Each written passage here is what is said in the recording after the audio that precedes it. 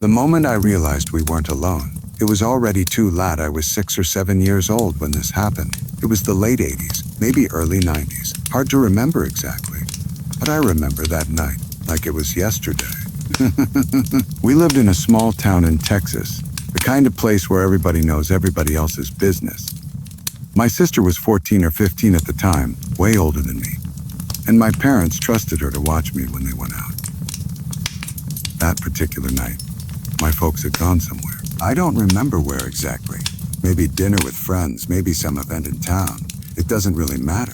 What matters is that it was just me and my sister at home, and it was winter. People don't realize how cold the desert gets at night during winter. Everyone thinks Texas is always hot, but that's not true. When the sun goes down in West Texas during winter, it gets freezing cold. It was around 8 o'clock at night, so it had been dark for a while. My sister and I were in the common room, which is what we called our living room. We called our living room. That's where the TV was, and back then you didn't have a TV in every room like people do now. You had one TV, and that's where the family gathered. We were watching one of those crime shows. You know the type. 60 Minutes or 48 Hours, or hard copy. Those hour-long news programs on CBS that told stories about real crimes. Really dark stuff. Murders, kidnappings, human trafficking.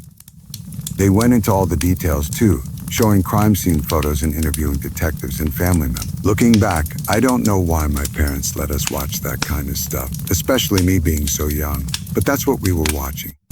The episode that night was about this guy who seemed totally normal. Quiet neighbor, kept to himself, never caused any trouble. Then one day he just snapped. He broke into his next-door neighbor's house and went completely crazy. He killed the family and mutilated their bodies. Then he kidnapped their young daughter and disappeared. The whole show was about the manhunt to find this guy and rescue the little girl. Pretty heavy stuff for a 6-year-old to be watching, right? But I was glued to the screen. My sister was too. We were both sitting on the floor in front of the TV, probably eating snacks or something. Now I need to tell you about the layout of our house because it's important for what happened next. The common room had 2 doors. One was the front door, which was on one side of the room, with a little entryway in front of it. That door was solid wood, so you couldn't see through it at all. But on the outside of that solid door, we had a glass storm door. You know the kind, with the metal frame and the big glass panel. The other door was on the complete opposite side of the room. It was a big sliding glass door that led to our backyard. And that whole wall wasn't just a door. It was floor-to-ceiling windows, just huge glass panels that during the day let in tons of light. But at night, when it was dark outside and you didn't have the back porch light on, those windows just showed pure blackness. You couldn't see anything out there. It was like looking into a void. We didn't have the back light on that night, so that whole wall of glass was just reflecting the room back at us. I could see my sister and myself sitting on the floor, and the glow from the TV, and the light coming from the kitchen down the hallway. The kitchen light was the only other light on in the house besides the TV. So there we were, about 45 minutes into this crime show. They were talking about how the police were still searching for this crazy guy, how they had dogs and helicopters and everything looking for him. They were showing maps of where they thought he might be hiding. Really intense stuff. Then it happened. Bang, bang, bang, bang.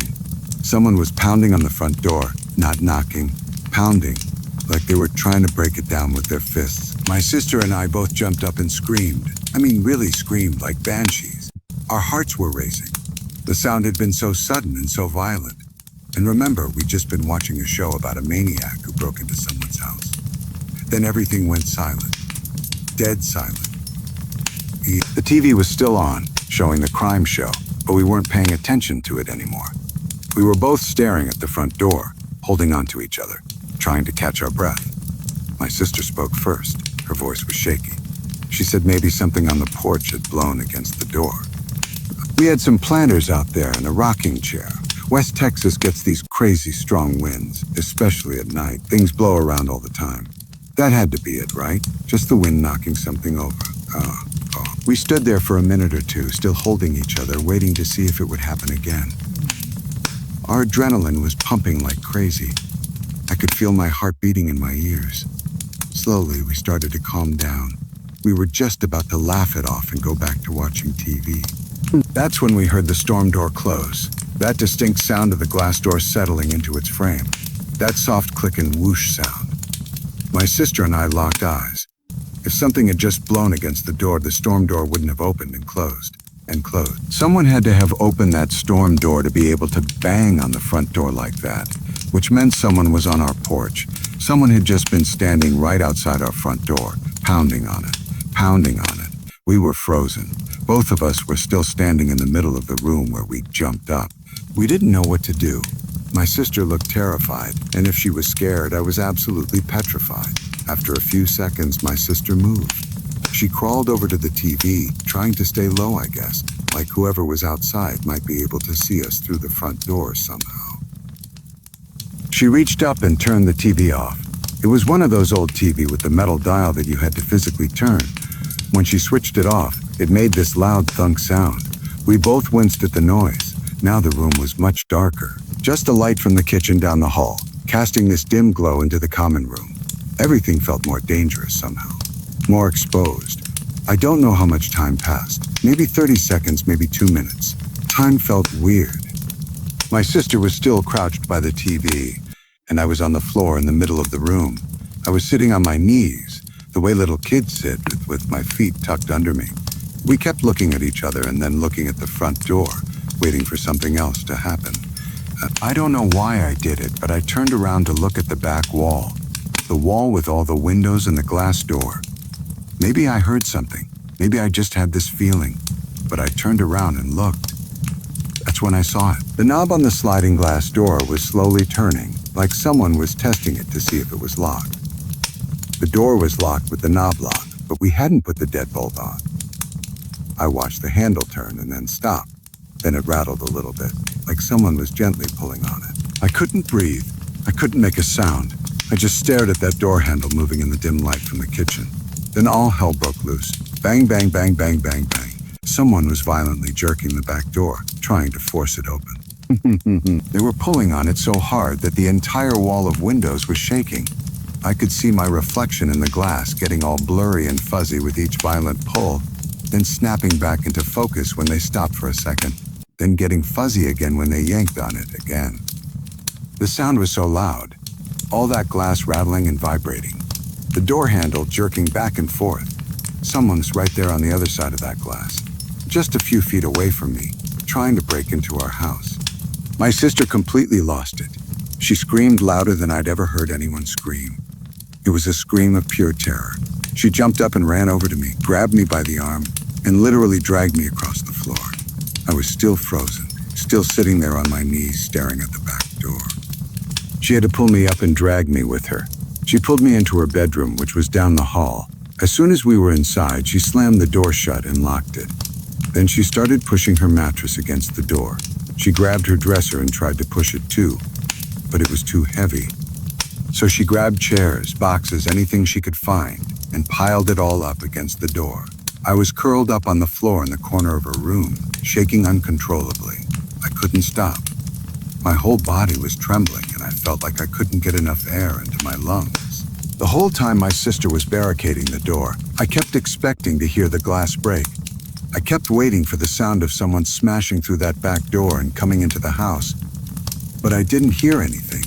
Just my sister breathing hard and moving furniture, and my own heart pounding in my ear. They were heavy and clunky. But at least you could move around the house with them. If she hadn't grabbed that phone, we would have been stuck in her room with no way to call for help. My sister was trying to dial the sheriff. In our small town, you had to direct dial the sheriff's office. There wasn't a central emergency number like there is now in most places, but in her panic, she couldn't remember the number.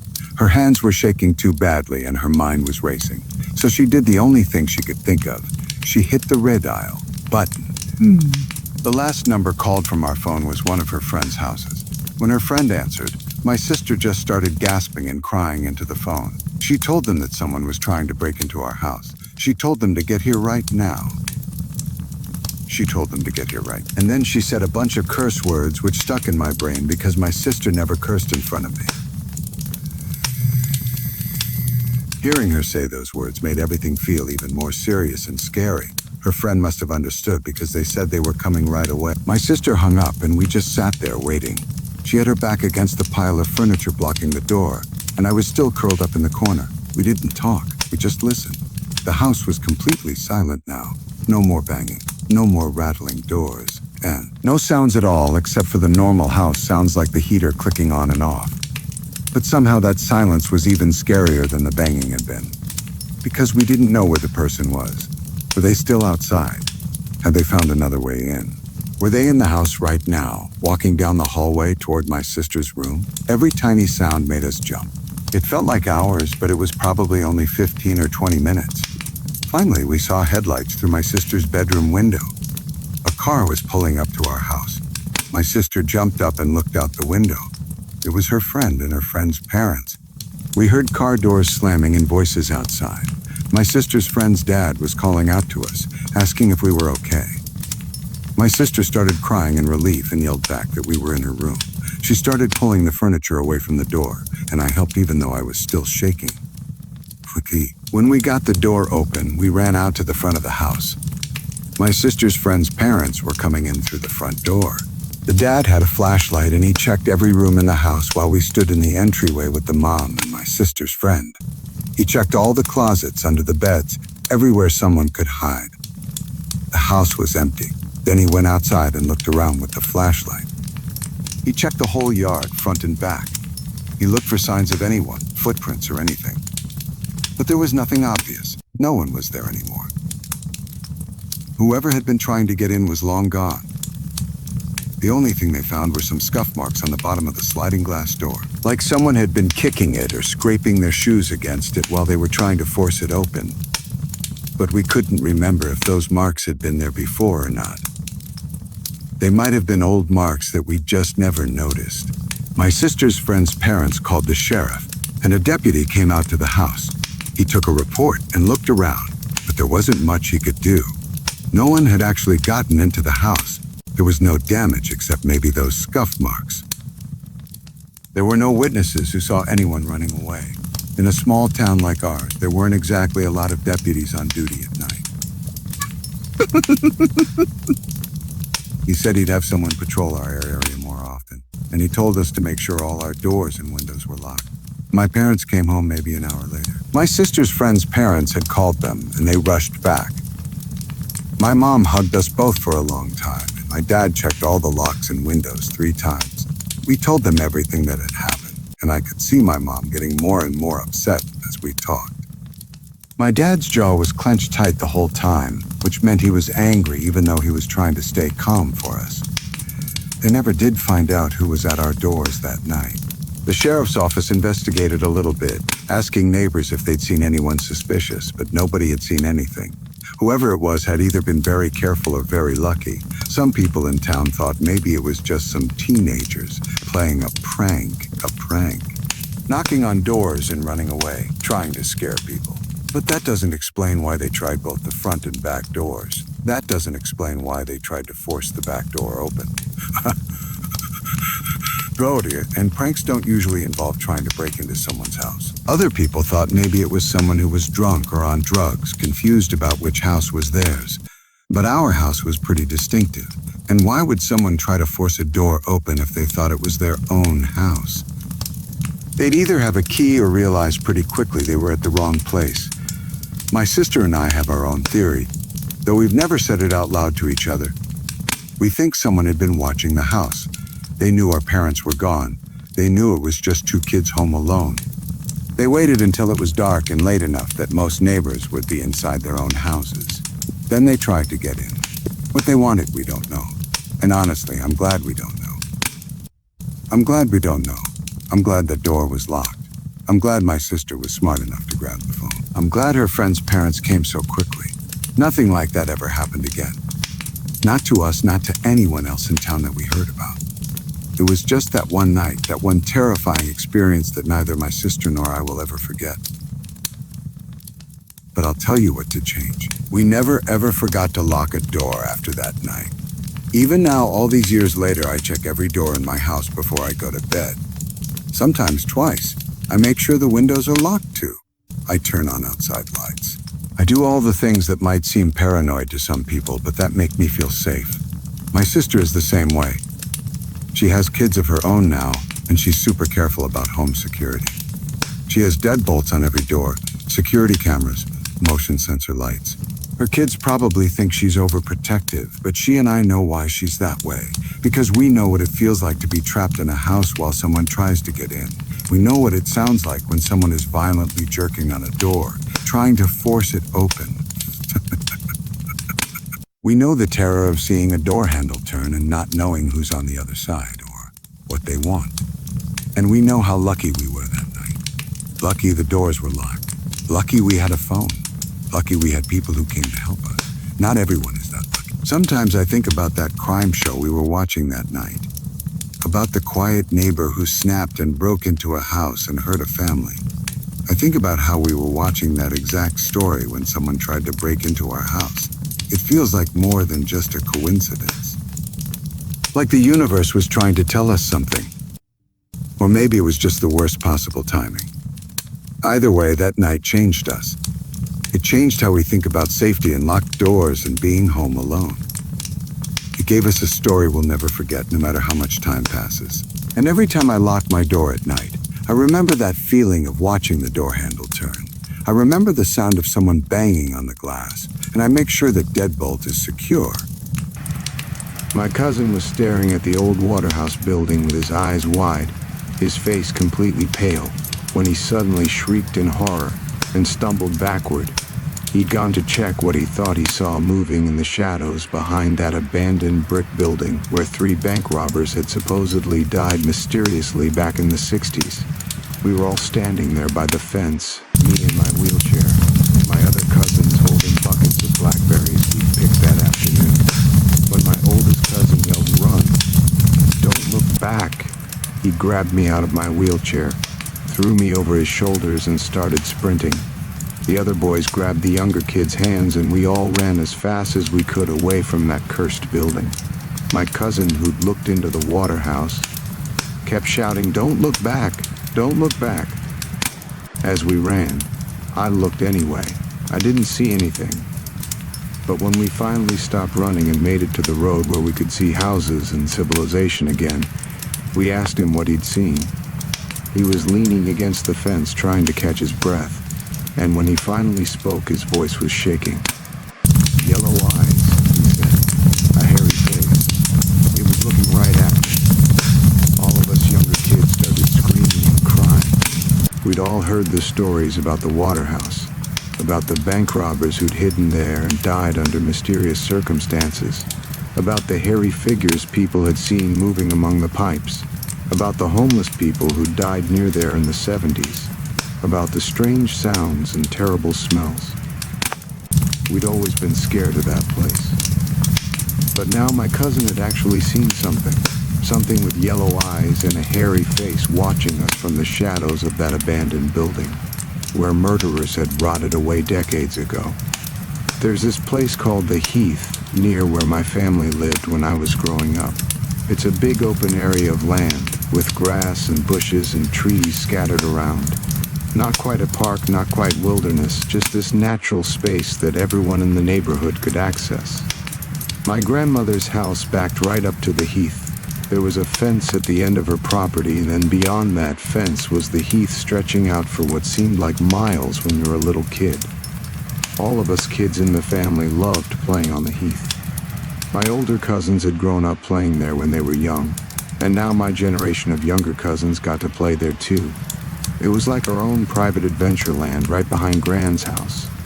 But there was one structure on the heath that nobody liked. A building that had always scared people, going back generations. It was called the Waterhouse. The Waterhouse was this old brick building with a black slate roof and iron doors. Or at least it used to have iron doors. By the time I was a kid, the doors were long gone. The windows were all smashed out from years and years of kids throwing rocks and stones at them. The building was falling apart, crumbling and covered in dirt and grime. The purpose of the Waterhouse was to manage the water system for the entire estate of houses in our area. All the pipes and mechanisms that controlled the water for hundreds of homes were housed in this one old building. It was honestly kind of amazing that it still worked at all. The building was so old and decrepit that you'd think nothing functional could possibly still be operating inside it. But somehow the water system kept running. Somehow this ancient manky building kept pumping water to all our houses. The water house had always spooked people. My mother told me that when she was a kid playing on the heath with her brothers and sisters, they were all scared of it. It gave them and all their friends a creepy feeling. And now it scared my generation too. All of us kids felt the same uneasiness around the water house that our parents had felt when they were young. There was just something about it, the way it sat there alone on the heath, dark and empty and broken down. The way the shadows fell around it, the silence and stillness of the area surrounding it. Everything about the water house felt wrong and dangerous. This particular incident happened during the summer holidays from school. It was an incredibly hot day, and all of us younger cousins were at my grandmother's house being, as my mother put it, little brats. We were bored and restless and getting on everyone's nerves. My 3 older male cousins were there too. They were 16, 17, and 18 years old at the time. Old enough to be responsible, but still young enough to have fun with us. The boys suggested taking all of us younger kids blackberry picking on the heath. This would get us out of the house and give the adults some peace and quiet. Plus, blackberry picking was one of our favorite activities, so we'd be happy and occupied. My mother agreed gratefully. She trusted my older cousins completely. They babysat for us younger kids many times before. They were mature and responsible, and we all knew the rules when we were with them. Stay close, do what they say, don't wander off. Simple. So about half an hour later, after everyone found their fruit buckets and got ready, we headed out. There were 5 of us younger kids total. We were all really excited. Blackberry picking was genuinely fun, and plus our grandmother made the most amazing blackberry pies with whatever we brought home. I should mention that I used a wheelchair when I was young. I had a small lightweight wheelchair that my older cousins could easily lift and carry when we needed to get over fences or rough terrain. My grandmother's property led directly onto the back of the heath. There was a fence with a gap at the end where we could squeeze through. One of my older cousins passed me through the gap first, then lifted my wheelchair over the fence. The other kids scrambled through in seconds and we were off. As we walked across the heath toward the blackberry field, my older cousins told us spooky stories. They always did this.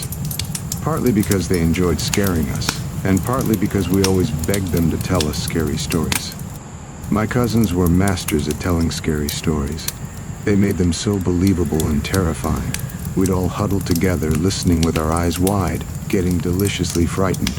We loved it. But when we came to the water house, we all stopped talking. Nobody ever spoke around or near the water house. Not even the older boys. There was an unspoken rule about it.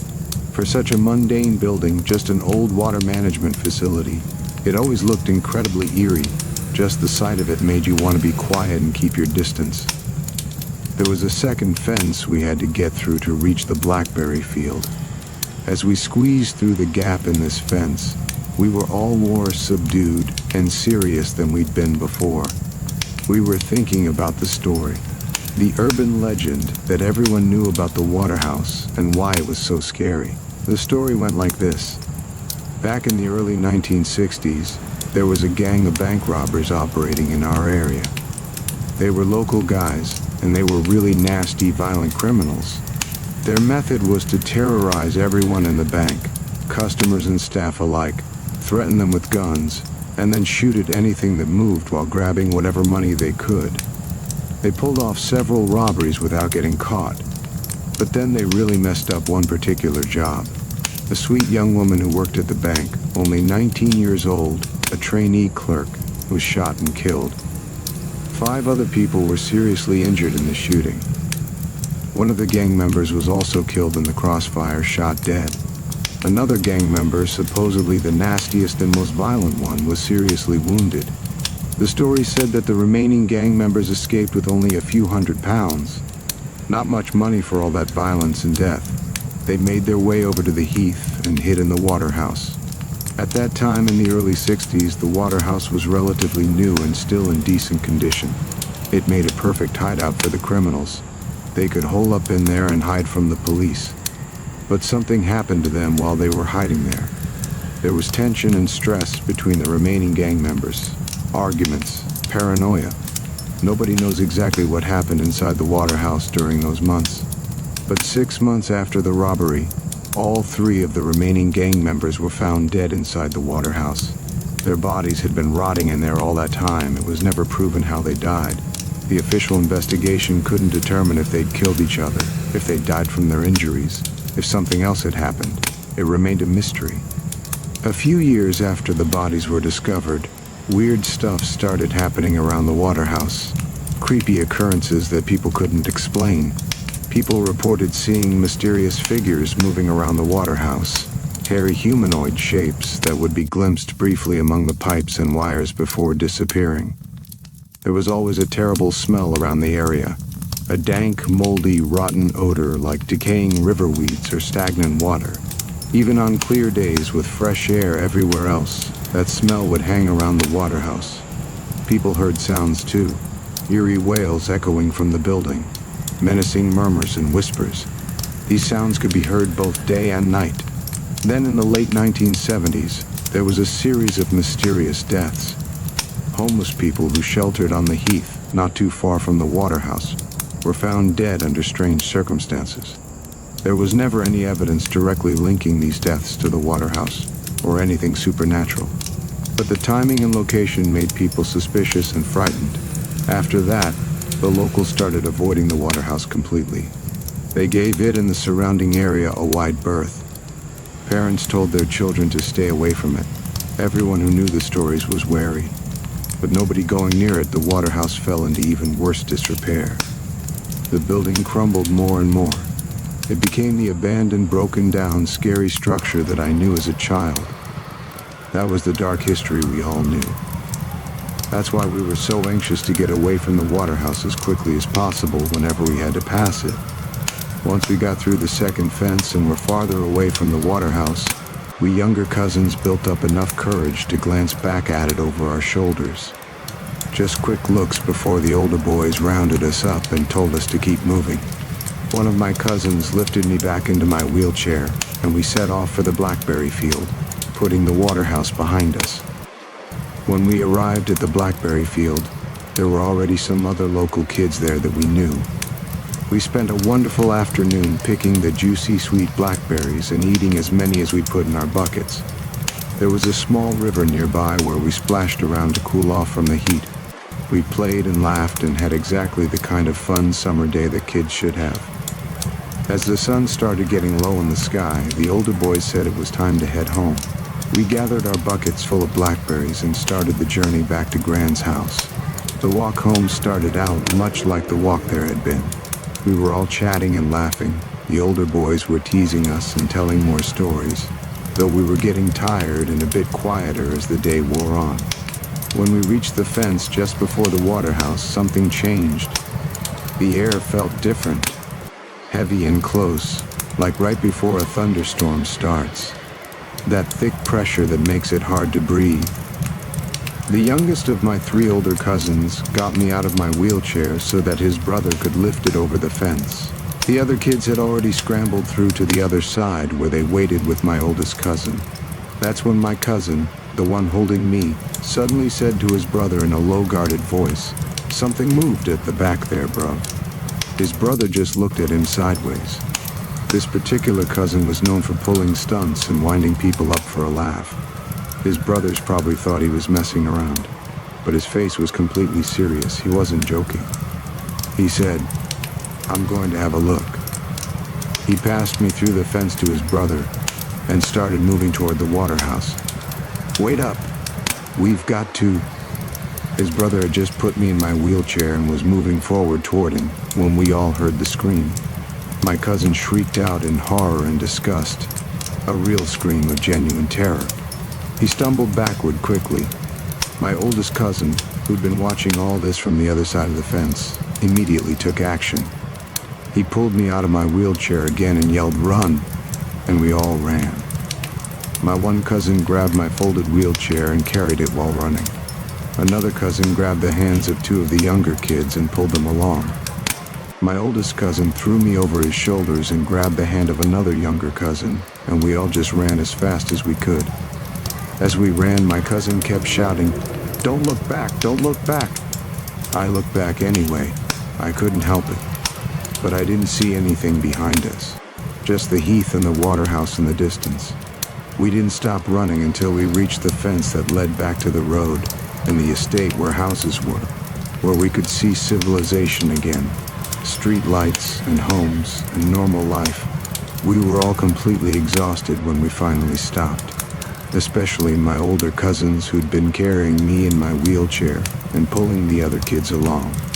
Before we climbed through the fence to the road, my cousin, who was holding himself up against the railings trying to catch his breath, turned to his brother and asked, "What did you see?" My cousin's voice was shaking when he answered. Yellow eyes, a hairy face. All of us younger kids immediately started panicking and screaming. We were terrified. My oldest cousin had to calm everyone down. He told us we were safe now, that everything would be all right, but we all wanted to get as far away from the waterhouse as possible. When we finally got back to Gran's house, we all looked rough, bedraggled and dirty and obviously shaken up about something. My mother and my aunt immediately noticed that something was wrong. They asked my older cousins what had happened. My oldest cousin just said that we'd gotten spooked by an old drunk man in the bushes who was looking for golf balls to sell. This was actually a fairly common occurrence on the heath.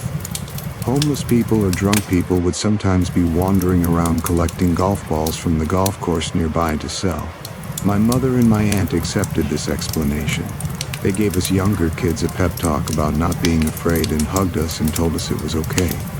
We never told my mother or my aunt the truth.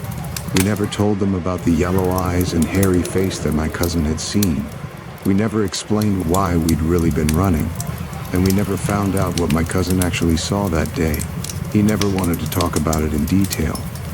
When pressed, he'd just say again that he saw yellow eyes and a hairy face looking at him from the shadows near the waterhouse. Was it one of the mysterious hairy figures that people had reported seeing around the waterhouse for decades?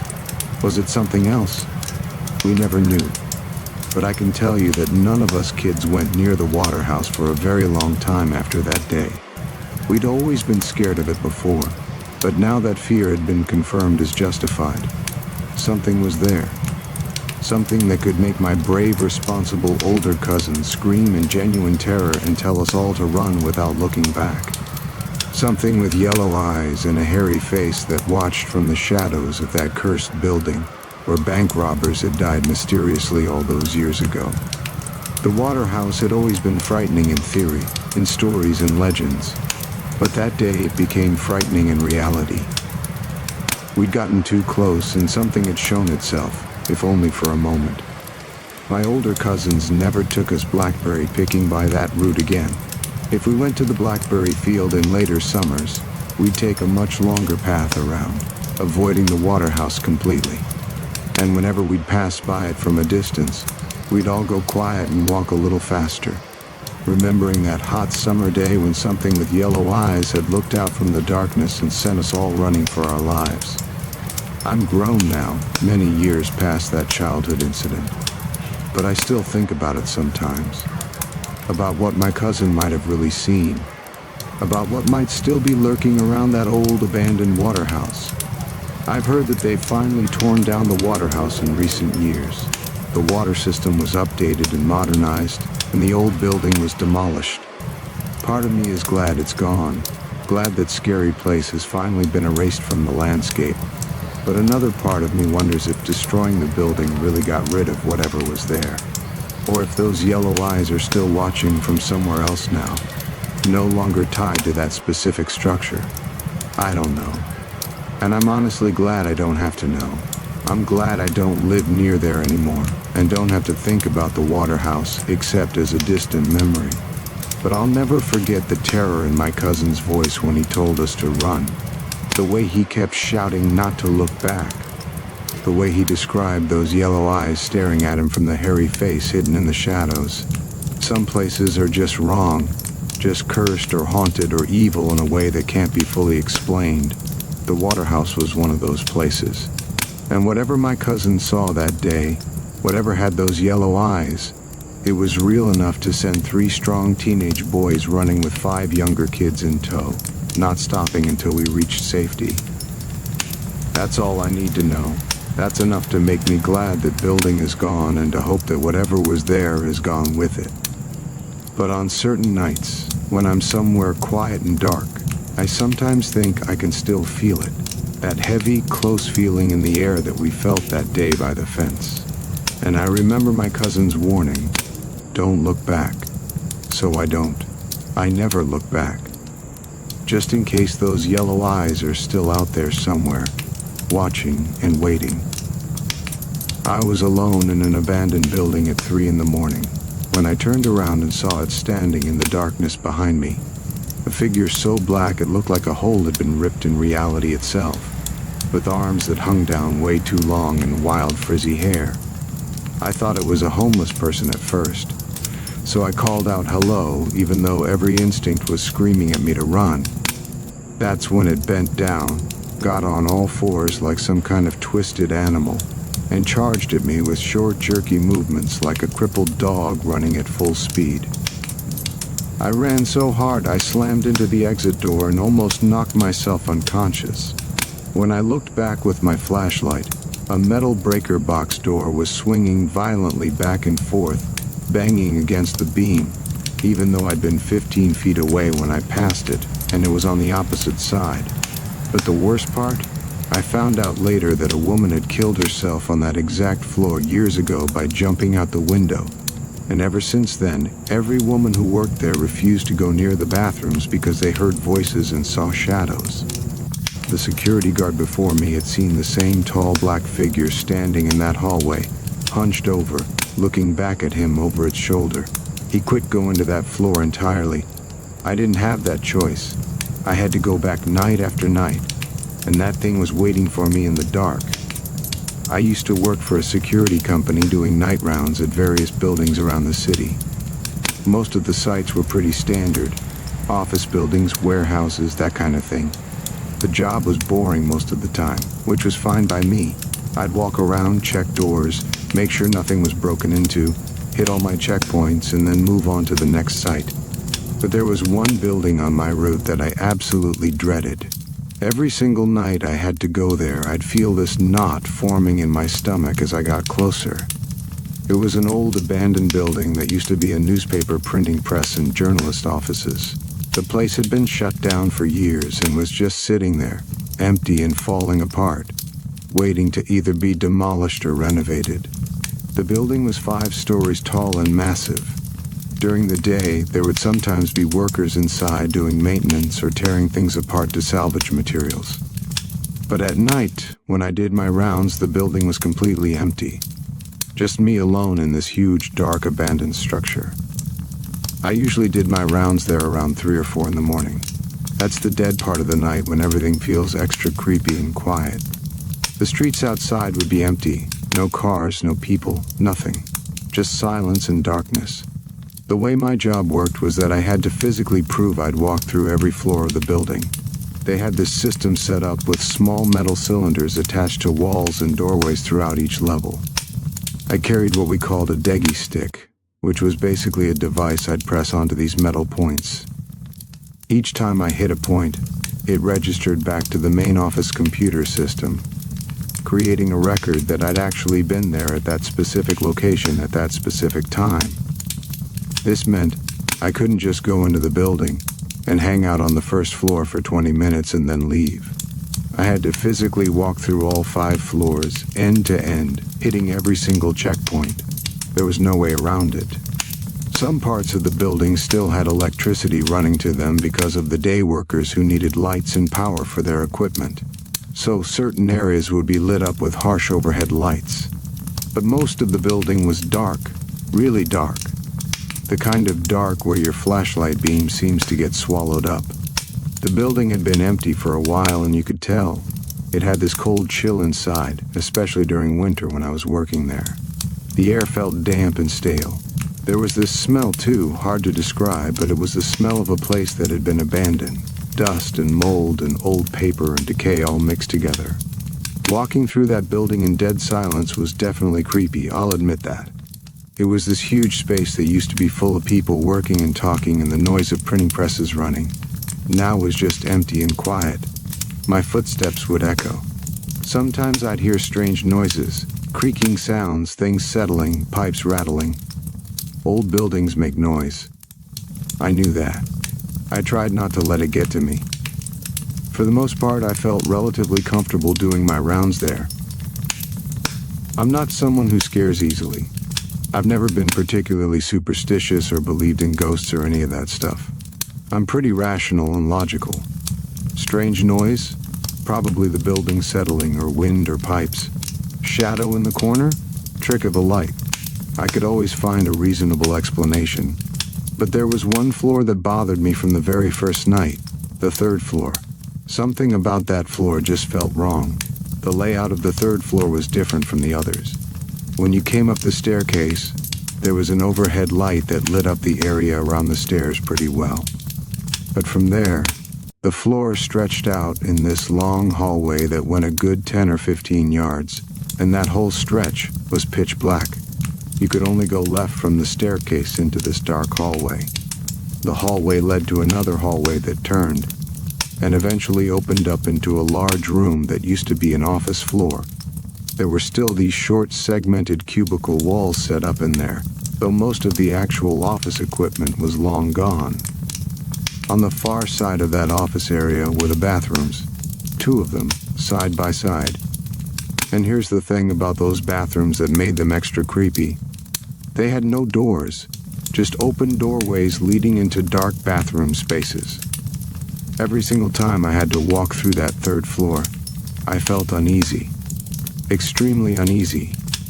You know that feeling people describe when they say, "I felt like I was being watched"? That was exactly what I felt on that floor.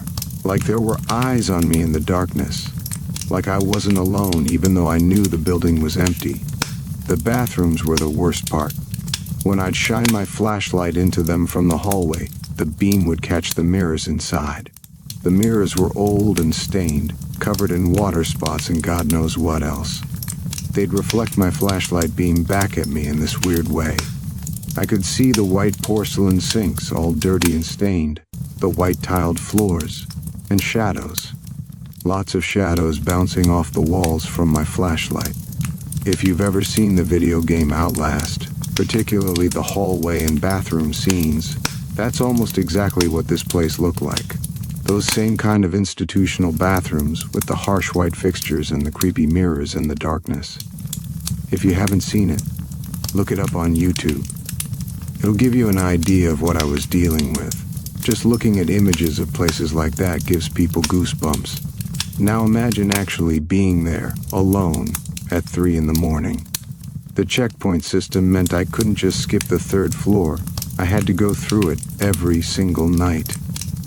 One of my deggy points was at the far end of that dark hallway, through a door into another dark room. I had to walk the full length of the hallway, past those bathrooms, hit my checkpoint in that room, and then walk all the way back through that creepy hallway to get back to the staircase and the light. I started to dread that part of my rounds.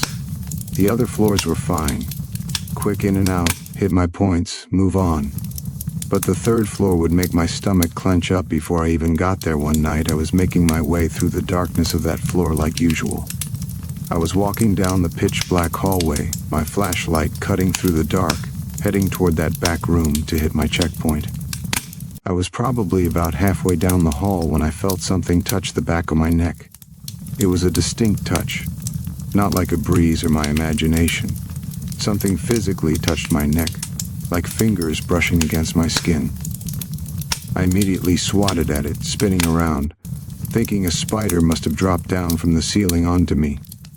I hate spiders, and the thought of one crawling on my neck made my skin crawl, but there was nothing there. I shined my flashlight all around me, above me at the ceiling, behind me down the hallway. Nothing. No spider, no cobweb, nothing that could have touched me. The hairs on the back of my neck stood straight up. My heart started pounding. I suddenly felt very exposed and vulnerable standing there in that dark hallway.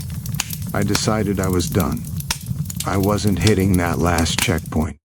I turned and started walking quickly back toward the staircase and the light. My walk turned into a jog. Then I was running.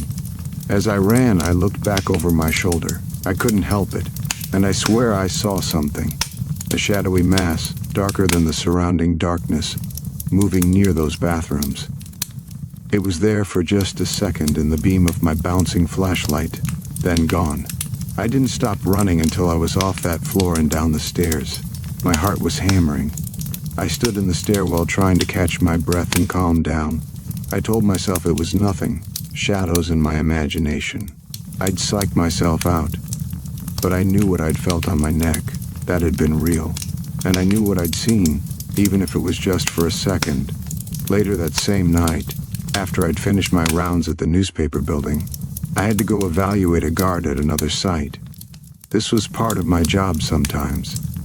I'd check in on other guards to make sure they were doing their rounds properly and staying awake. The guard I was evaluating that night was an older guy who'd been with the company for years.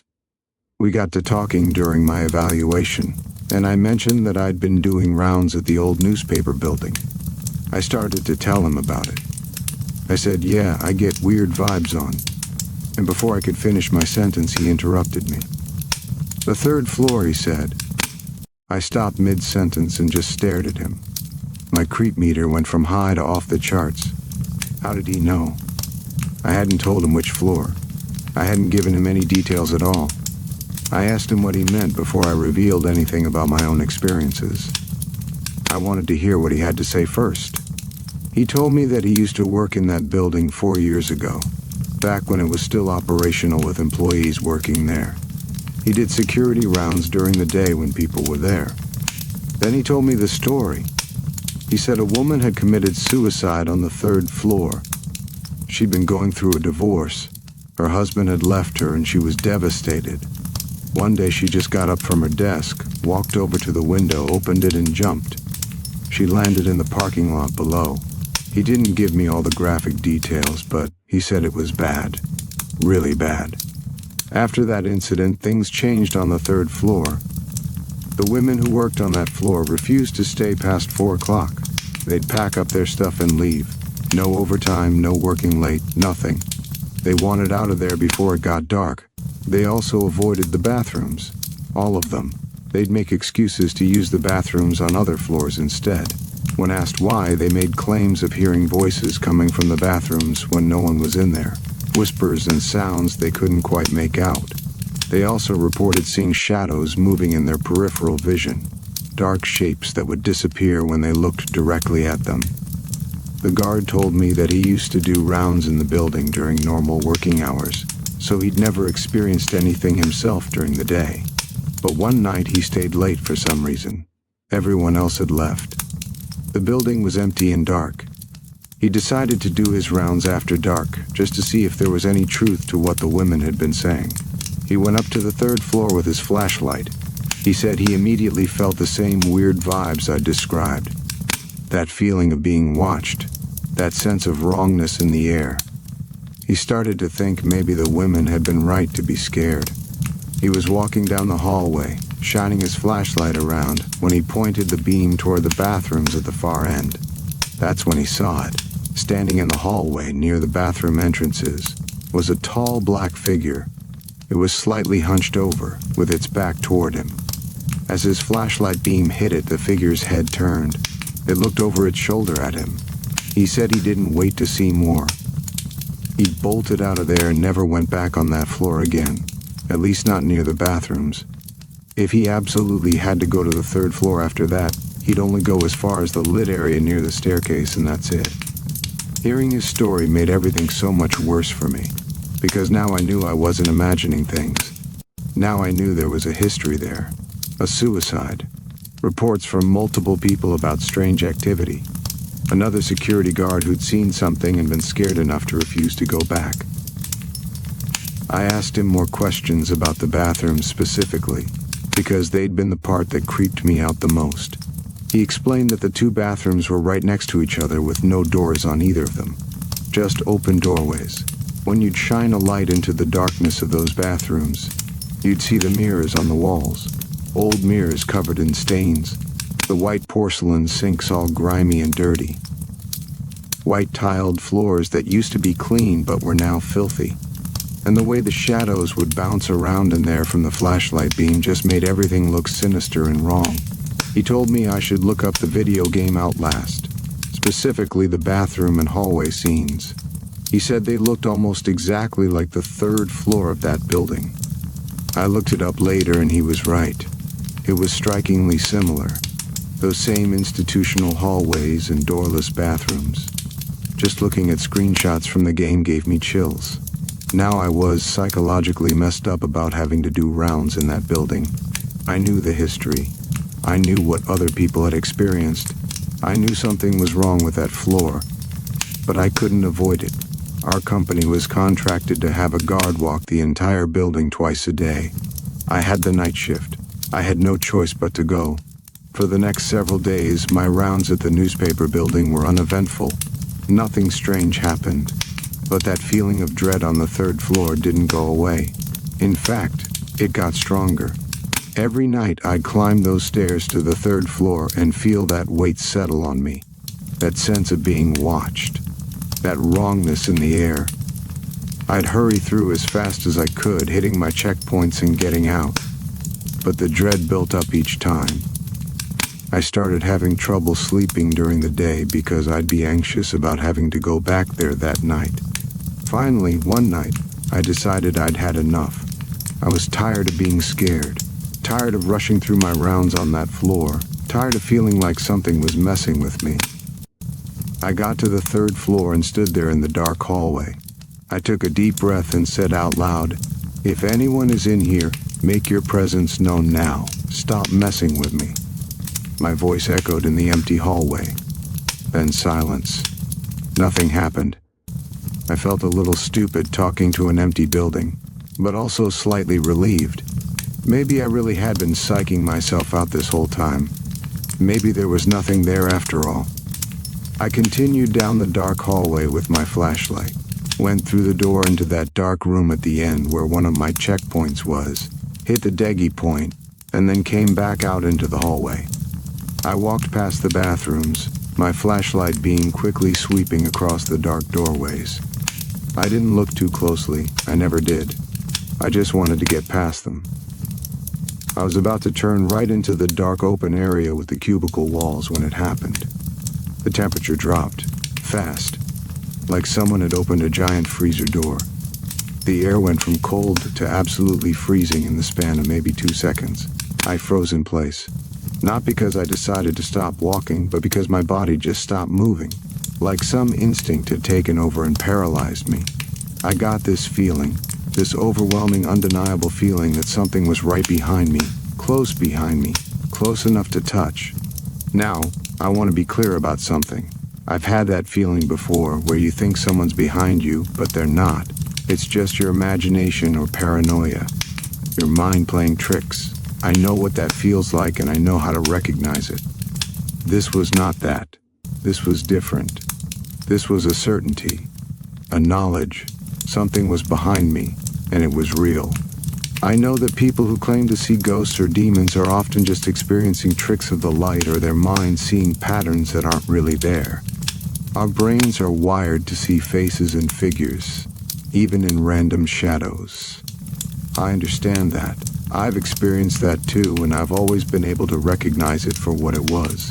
This was not one of those instances. I was completely awake, alert, engaged. My mind was clear. I wasn't tired or drunk or on any medication. I'd never really believed in the paranormal or the demonic before this. I wasn't religious. Anytime I'd thought I'd seen a ghost or something strange, I'd been able to come up with a reasonable explanation. Shadow on the wall, pipes creaking, house settling, wind, a car outside, something normal and explainable. I've tried over and over since that night to rationalize what I'm about to tell you. I've tried to explain it away, to find some logical reason for what I saw. But I can't. There isn't one. I was as much a skeptic as any scientist. I didn't believe in this stuff. But what I was about to see was absolute. It was formed. It was solid. It was not a trick of the light or peripheral movement or my imagination. I started walking faster, trying to get to the end of the darkness where the staircase and the light were. My gut was screaming at me. Don't turn around, don't look, just keep walking. But I had to know. I couldn't keep walking with this thing behind me without knowing what it was. The not knowing felt worse than knowing. So I stopped and I turned around. I looked back into the darkness behind me. I shuddered immediately. My whole body jerked back like I'd been hit. What I saw was a black figure. Not just dark. Deep black. Darker than the darkest shadows around it. Darker than should have been possible in that space. It stood out against the darkness because it was somehow darker than the darkness itself. It was tall, taller than a normal person. It had frizzy hair, wild and sticking out in all directions. The arms were wrong, too long, way too long for a normal human body. They hung down past where they should have ended. In the quickness of the moment, in the brief second I saw it clearly, I noticed what looked like long fingernails or claws at the ends of those two long arms. My rational brain immediately tried to make sense of it. Homeless person. Someone broke into the building and has been hiding here. That's a person, just a tall person with long hair, standing in the dark. I called out, "Hello?" My voice shook. My heart was slamming against my ribcage so hard it hurt. I couldn't breathe right. I was frozen in place, staring at this thing, this figure. It was completely still and silent, not moving at all, just standing there. Then it moved. It bent down, slowly, its whole body folding as it lowered itself to the ground. It got on all fours, like an animal, and then it started running at me. Not running like a person runs, running like a dog, but not a normal dog. A crippled dog, a broken dog. The movements were short and jerky and fast. So fast, the strides were wrong, too quick, too unnatural. It was coming straight at me at full speed. I turned and ran. I've never run that fast in my entire life. Pure terror fueling every step. I could hear it behind me, those quick jerky movements, getting closer. I ran toward the exit door so fast that I couldn't stop myself. I slammed into the door full force.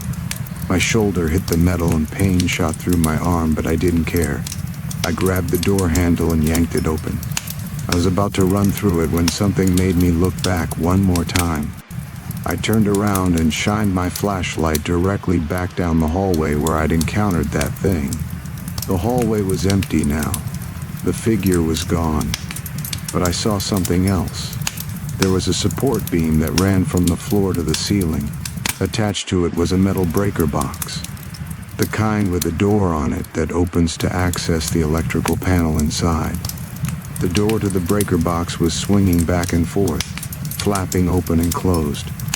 Each time it swung, it made a loud banging sound when it hit against the beam. I stood there and watched it until it gradually slowed down and stopped. Something had hit that door. Hard, recently. Hard enough to make it swing like that. You might think the wind from me running past it could have caused the door to swing, but I'd been a good 15 feet away from that beam when I ran past it, and the breaker box was on the opposite side of the beam from where I'd run. There's no way my movement could have caused that door to open and swing. After that night, I still had to do my rounds in that building. I didn't have a choice. It was my job, and I couldn't just refuse to go to one of my assigned locations. But I changed how I did the third floor. I started wearing headphones.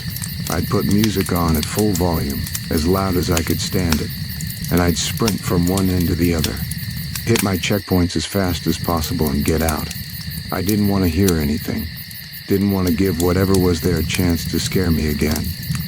The music helped block it out. Weeks went by like this. Every night I dread going there, blast my music, sprint through the third floor and leave. Then one night I decided to try something. I stopped in the darkness of that hallway and I called out to whatever was there. I told it to leave. I said I refused to communicate with it anymore. I said it needed to go away and leave me alone. I don't know if it worked or not. I don't know if it heard me or cared. But I needed to say it.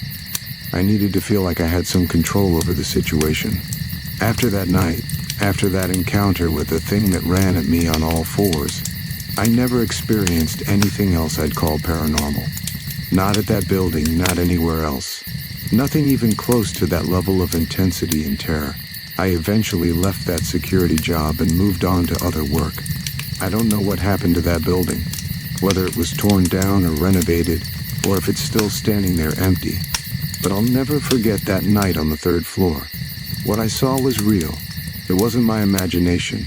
It wasn't a trick of the light. It wasn't a homeless person or an animal or anything normal or explainable. It was something else. Something I don't have a name for. Something that shouldn't exist but does. That thing was full of hate. I could feel it radiating off of it in the brief moment before it charged at me. It wasn't neutral or curious. It was hostile, angry, and I'm completely convinced that if I hadn't run when I did, if I'd stayed there even a few seconds longer, it would have hurt me, or killed me. I don't know what it was or why it was there. I don't know if it was connected to the woman who jumped from that floor, or if it was something else entirely. I don't know if it's still there now, years later, walking those dark hallways and hiding in those doorless bathrooms. All I know is what I saw, what I felt, what I experienced. And it changed me. It changed my entire understanding of what's possible in this world. I used to be a complete skeptic. I used to think people who claimed to see ghosts were delusional or lying or mistaken. I used to have rational explanations for everything. I don't anymore, because I saw something that night that has no rational explanation, something that proved to me that there are things in this world we don't understand, things that exist in the dark places, things that watch us and wait. And sometimes, if you're unlucky enough, those things come running at you out of the darkness.